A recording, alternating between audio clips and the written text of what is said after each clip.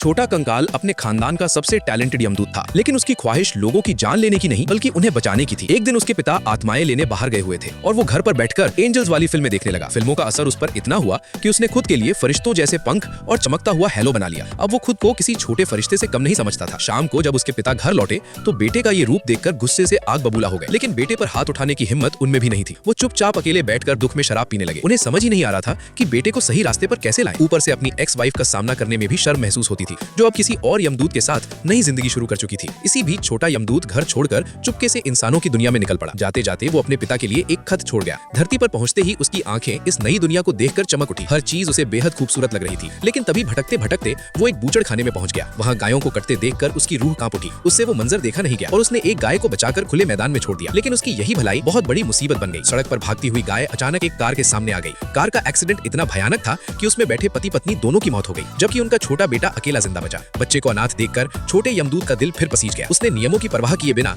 पति पत्नी की आत्माओं को वापस उनके शरीर में डाल दिया। लेकिन मौत के बाद लौटे वो इंसान अब इंसान नहीं रहे थे। दोनों खतरनाक ज़ॉम्बी बन चुके थे। धीरे धीरे पूरा शहर उनकी वजह से तबाही में डूब गया और आखिर में उनका खुद का बेटा भी उनकी हिंसा का शिकार बन गया। जब तक उसके पिता वहां पहुंचे, शहर पूरी तरह अराजकता में बदल चुका था। उन्होंने किसी तरह हालात संभाले और इंसानों को खत्म होने से बचा लिया। यह सब देखकर छोटा यमदूत अंदर से टूट गया। उसका इरादा लोगों को बचाने का था, लेकिन उसकी गलती ने और ज्यादा जाने ले ली। उसे लगा अब पिता उसे बुरी तरह डांटेंगे, मगर ऐसा कुछ नहीं हुआ। उसके पिता ने बस उसे गले से लगा लिया। उसी पल उसे समझ आ गया कि हर काम सिर्फ अच्छी नीयत से नहीं होता, कुछ जिम्मेदारियां समझ और संतुलन भी मांगती हैं। उस दिन के बाद उसने अपने पिता से यमदूत का काम पूरी ईमानदारी से सीखना शुरू कर दिया, क्योंकि उसने समझ लिया था कि मौत हमेशा बेरहम नहीं होती। कभी कभी एक यमदूत भी बेहद नरम दिल और केयरिंग हो सकता है।